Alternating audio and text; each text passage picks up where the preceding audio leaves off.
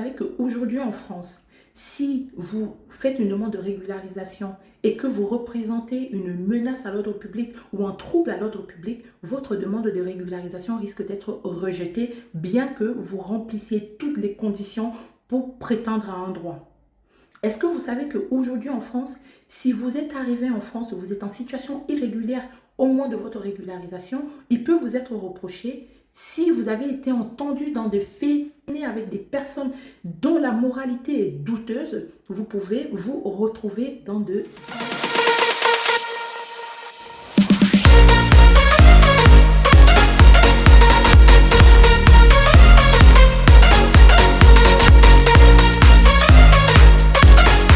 demande d'asile de A à Z.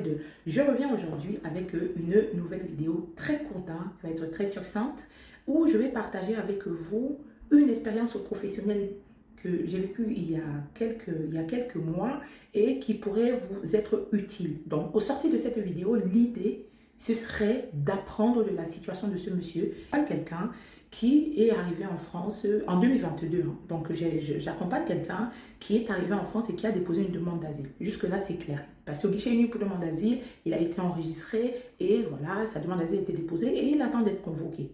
Sauf qu'entre-temps, quand il arrive sur le département, il se rapproche de la communauté, il se rapproche des membres de sa communauté en se disant « moi, j'ai pas envie, je m'ennuie dans la chambre, j'ai envie, voilà ». Ce qui est plutôt normal, ce qui est plutôt même louable pour lutter contre l'isolement, la solitude.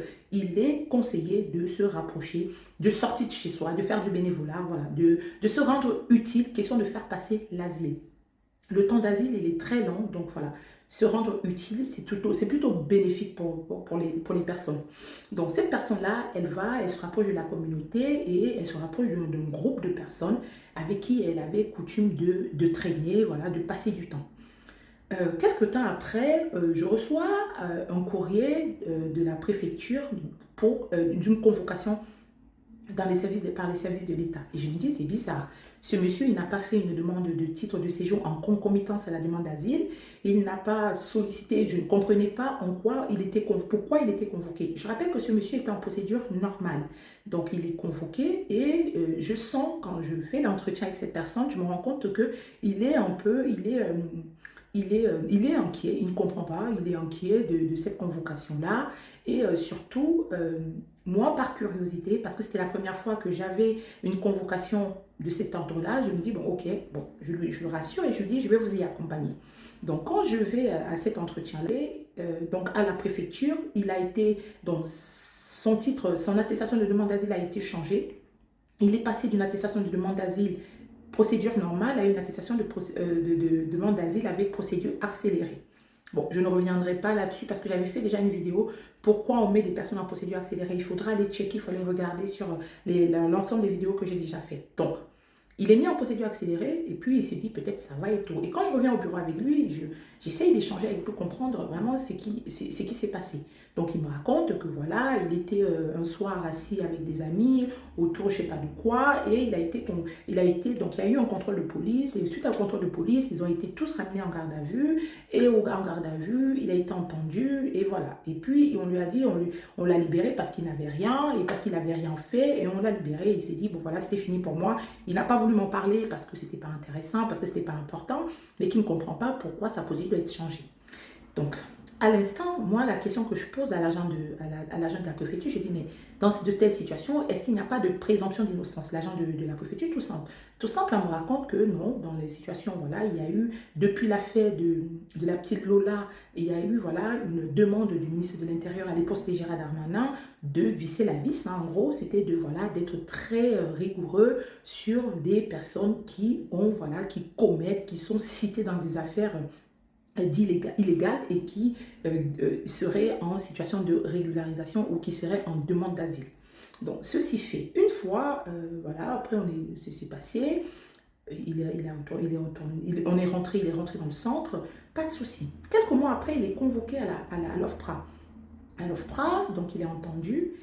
Et quand il revient de son entretien, il me dit, Mariette, c'est curieux parce qu'à l'OFPRA, l'officier a c'est-à-dire qu'à survoler mon histoire et s'est cantonné sur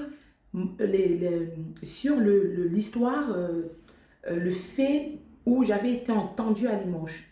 Et puis, je lui rappelle que désormais, quand vous êtes entendu dans une histoire, vous avez une mention sur votre demande de titre de séjour qui stipule que vous avez été entendu dans tel fait. Et cette mention-là peut vous être préjudiciable. Cette mention-là peut vous pouvez passer à côté de votre titre de séjour tout simplement parce que vous avez été entendu, parce que tout simplement vous vous êtes retrouvé au mauvais moment, au mauvais endroit avec des mauvaises personnes.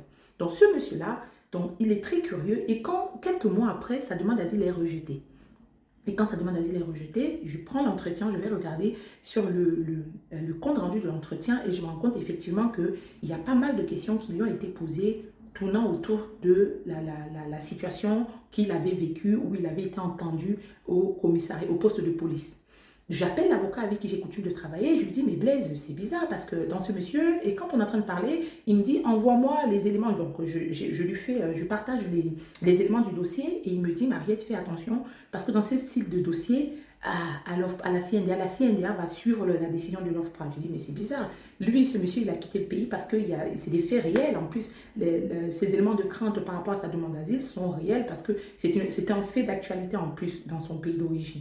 Et Blaise me dit, moi, je te dis, je donne ma main à couper. Après, c'est un avocat avec qui je m'entends très bien. Il me dit, Mariette, tu vois, je donne ma main à couper que ce dossier-ci, là, ça va être un dossier compliqué. Effectivement, c'est un dossier compliqué parce que quelques temps après, quand il est passé à l'entretien, quand il est passé, pardon, à l'audience à la CNDA, son dossier a été rejeté et il a eu ensuite une mention de quitter un arrêté d'OQTF de quitter le territoire français. Il a tenté une régularisation par d'autres moyens fiables, parce que quand je parle de d'autres moyens, donc pour ce dossier-là, on avait refait une demande de régularisation pour vulnérabilité sanitaire, parce qu'il y avait réellement une problématique sanitaire qui nécessitait une prise en charge en France. Et j'avais fait ce dossier-là. Normalement, ces dossiers-là, je n'ai pas de souci avec, mais ça a été rejeté à nouveau. Il a contesté la décision. J'avais repris un avocat il a contesté la décision, sauf que la décision a été maintenue et l'OQTF également. Donc, cette vidéo, c'est pour vous sensibiliser, les gars. Vous savez, quand vous arrivez en France, vous pourrez vous ennuyer et vous allez dire, ben oui, mais moi, je vais chercher la communauté, je vais chercher les gens avec qui je vais traîner. Faites attention, parce que les gens avec qui vous traînez, vous ne savez pas ce qu'ils font quand ils ne sont pas avec vous. Si demain, ces gens-là sont cités dans des faits troublant l'ordre public, menaçant l'ordre public, vous pouvez être tenté, vous pourriez être convoqué parce que vous avez coutume de traîner avec ces personnes-là. Quand vous arrivez en France et que vous êtes en situation, parce que si vous voulez aujourd'hui, avec les nouvelles mesures, et même cette mesure-là, elle était déjà stipulée dans le CESEDA, je vais vous lire d'ailleurs l'article. Donc, selon l'article L412-5 du CESEDA, donc le CESEDA, c'est le code, quand on parle du code de l'entrée et du séjour des étrangers et du droit d'asile, c'est le CESEDA, c'est ce document-là que les juristes, que l'administration s'appuie quand il s'agit de régularisation, de naturalisation, voilà. C'est vraiment le code, vous savez, on parle du code du travail en matière d'embauche, en matière de législation en droit du travail, pareil, en droit d'étranger, quand on parle de le CESEDA, c'est vraiment le document sur lequel s'appuie l'administration, les juristes et aussi les juristes et les avocats. Donc, le CESEDA, dans son article L425-5 du CESEDA, la circonstance que la présence d'un étranger en France constitue une menace pour l'ordre public fait obstacle à la délivrance et au renouvellement de la carte de séjour temporaire, de la carte de séjour pluriannuelle et de l'autorisation provisoire de séjour prévue aux articles L425-4 ou L425-10, ainsi qu'à la délivrance de la carte de résident et de la carte de résident portant la mention résident de longue durée Union européenne. Qu'est-ce que ce petit article dit? L'article rappelle que au moment d'aller renouveler votre titre de séjour, si vous êtes cité dans une affaire, encore plus aujourd'hui. Vous vous rappelez, le ministre de l'Intérieur actuel, Bruno Retailleau, déclarait dans une de ses interviews que le titre de séjour, la régularisation ne sera plus systématique. Il dit la régularisation ne sera plus automatique. La régularisation ne sera plus un droit dans le sens que vous pouvez aujourd'hui, quand vous allez renouveler votre titre de séjour, vous remplissez tous les critères, mais si ensuite l'administration se rend compte que vous avez été entendu, vous avez été cité, parce qu'aujourd'hui, quand on parle de troubles à l'ordre public, il ne s'agit plus de troubles à l'ordre public parce que vous faites partie du grand banditisme, parce que vous faites partie de la criminalité, d'un réseau de criminels. Maintenant, vous pouvez être cité, même pour les faits minimes. Je regardais le reportage de l'OQTF sur France 2, une personne dont le renouvellement du titre avait été refusé, tout simplement parce que dans sa poche, il y avait eu un contrôle et elle avait un curtas dans un petit couteau, un taille-ongle là, avec un petit revers en fer. Et elle a été dans son dossier, quand elle est partie pour renouveler son titre, on lui a dit qu'elle représentait une menace pour l'ordre public. Vous allez me dire, mais oui, mais menace pour l'ordre public, ce n'est pas aux préfectures, c'est vrai, ce n'est pas aux préfectures de qualifier la menace. L'agent de préfecture n'a pas la compétence à qualifier un fait de trouble à l'ordre public. Ça relève du juge administratif. Seul un juge administratif en France peut condamner une personne pour trouble à l'ordre public ou menace à l'ordre public.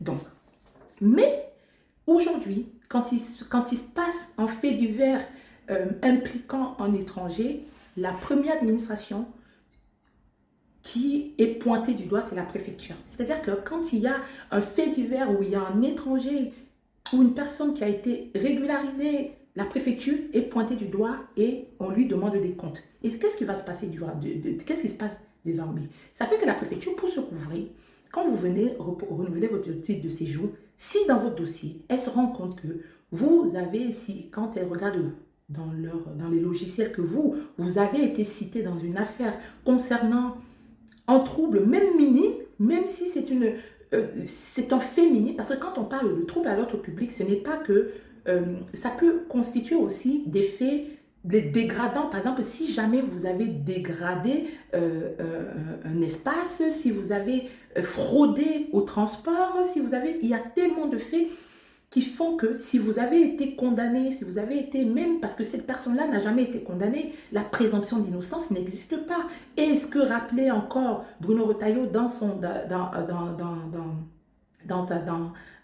l'émission que je regardais, c'était de dire que, en fait, en gros, l'État est souverain. La France, elle est souveraine dans les décisions qu'elle prend. Donc, si jamais elle estime que dans votre comportement, vous n'allez pas être en plus, elle n'hésitera pas à rejeter votre demande. Même si vous êtes installé en France depuis des années, que vous avez des enfants, vous êtes intégré, mais que finalement, au moment du renouvellement, l'administration se rend compte que vous avez été cité dans des faits qui ne vous glorifient pas, au contraire, qui montrent qui mettent en doute un peu votre bonne moralité. Sachez que vous pourriez vous retrouver en difficulté. Moi, la vidéo que je vais vous dire, c'est que quand vous venez d'arriver en France, évitez de traîner avec des gens dont vous ne savez pas, par exemple, l'origine de leurs ressources, dont vous ne savez pas ce qu'ils font. Parce que quand je dis ça, rendez-vous utile à la société. Parce que se rendre utile à la société, c'est par exemple faire du bénévolat. Si vous estimez que vous avez envie de vous installer durablement en France, l'idée c'est de faire patte blanche. C'est vraiment de trouver, quitte à prendre du temps pour aller faire du bénévolat, mais faites du bénévolat. Mais par contre, si vous ne voulez pas faire du bénévolat, ne soyez pas impliqué dans des situations. Si vous avez même juste le doute qu'une personne fait des choses pas claires, ne traînez pas avec ces personnes-là. Parce que dans cette situation-là, du monsieur dont je vous parlais, les personnes avec qui il traînait, c'était des Français, qui étaient Français de souche, et qui étaient Français parce qu'ils étaient nés ici. Et lui, petit étranger qui est arrivé, a voulu traîner avec des gens dont la vie était déjà stable, qui étaient dans l'illégalité depuis des années, mais que lui, parce qu'il s'est retrouvé dans cet environnement-là, il a été simplement entendu. Mais malheureusement, aujourd'hui, l'administration, elle est souveraine. C'est-à-dire que surtout une administration comme la préfecture, donc le temps de contester la décision, le temps de prendre un avocat, d'aller au tribunal administratif, vous aurez pu gagner ce temps-là. Ce monsieur-là, en l'occurrence, aurait pu gagner du temps tout simplement s'il n'avait pas traîné. Après, vous allez me dire, oui, mais il ne savait pas, c'est clair. Mais quand on ne sait pas, l'idée, ce n'est pas de traîner avec des gens pour traîner avec des gens. Parce que finalement, vous allez vous retrouver. Parce que vous savez, si vous traînez avec des gens et qui a éclaboussé, vous pourriez être, vous, les dégâts collatéraux quand vous êtes vous êtes dans ces endroits-là. Imaginons, il y a de l'eau, vous savez, quand on dit qu'il y a une flaque d'eau et qu'on jette un objet dans la flaque d'eau, quand vous passez, vous traînez, vous êtes juste à côté de cette flaque d'eau-là, le seul fait d'avoir été à côté, lors de l'éclat de l'objet, vous allez peut-être vous retrouver avec un peu d'eau sur vous ou alors un peu de salissure. Donc, pour éviter cela, pour éviter d'être des dégâts collatéraux dans certaines situations, choisissez bien avec qui vous traînez. Ça, c'est la première chose que j'ai envie de vous dire. Vous venez d'arriver en France, évitez la mauvaise compagnie, évitez des personnes dont vous êtes conscient qu'ils ne sont pas clairs. Parce qu'il suffirait d'avoir un tout petit contrôle pour que vous soyez cité dans ces affaires-là et que après, pour votre intégration, vous peinez à vous régulariser. Pourtant, vous remplissez toutes les conditions. Encore aujourd'hui, où il est demandé aux préfectures fermeté, durcissement, si vous remplissez tous les critères, mais que vous ne faites pas patte blanche et que vous avez été condamné, cité pour une affaire illégale, pas forcément du grand banditisme, pas forcément parce que vous êtes fiché S, pas forcément parce qu'il y a une grosse criminalité derrière, mais non, mais pour des faits minimes. Et c'est ça qui est dommage. Moi, je me dis, vous ne pouvez pas quitter votre pays avec tout le danger qu'il y a. Vous avez le périple du désert, tous les dangers qu'il y a, et pour arriver en France, et ne pas se mettre en ordre de marche, ne pas rester dans focus sur ses objectifs. Par contre, moi, j'accompagne énormément de personnes et j'ai vu passer des personnes tellement concentrées. Quand je dis concentré, j'ai un jeune monsieur d'ailleurs qui verra la vidéo que j'ai accompagné. Ce monsieur-là, il a créé son entreprise. Et il a créé son entreprise, mais j'étais tellement contente pour lui parce que si je vous dis qu'il est sorti au journal de la ville de ma ville, il a été financé par...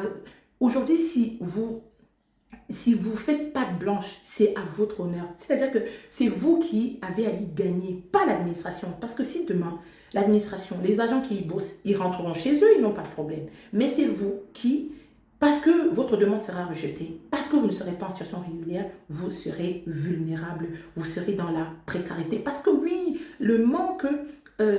quand on est sans papier, même si on travaille de façon régulière, on est quand même dans une situation de précarité parce que des fois, on ne travaille pas avec ses propres papiers, parce que des fois, on est soumis à des employeurs pas corrects, parce qu'on ne peut plus voyager, parce qu'on est limité.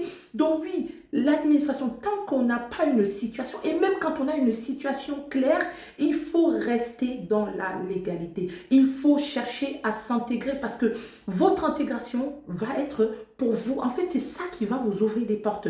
Plus vous serez intégré, plus les portes vous seront ouvertes. Moins vous serez intégré, moins de portes vous seront ouvertes. J'espère que la vidéo vous plaît. J'espère que vous tirez du coup le message que je voulais envoyer. C'est pas une donne, je ne vous donne pas de leçon, mais je vous sensibilise parce que je vois beaucoup trop de personnes qui se retrouvent dans des situations, mais tellement, moi je trouve ça ingrat parce que c'est des personnes parfois qui arrivent en France. Elles n'avaient jamais été citées dans des situations dans leur pays d'origine. Elles étaient arrivées avec elles étaient arrivées en France et elles n'étaient pas, si vous voulez, des personnes de bonne moralité, mais qui, parce qu'elles se sont retrouvées avec de la mauvaise compagnie. Vous savez, il y a un verset biblique qui dit que les bonnes compagnies, les mauvaises compagnies corrompent les bonnes mœurs. Les mauvaises compagnies corrompent les bonnes mœurs. Et c'est réel. C'est réel. Si vous n'avez jamais été jugé dans votre pays, condamné, vous êtes venu en France sans casier judiciaire et que finalement vous arrivez en France, c'est en France que vous commencez à traîner avec des personnes illégales. Non, non. Les personnes à moralité douteuse, on évite en 2025. J'espère que la vidéo vous aidera. Cliquez dessus, partagez, ça peut toujours aider. Allez,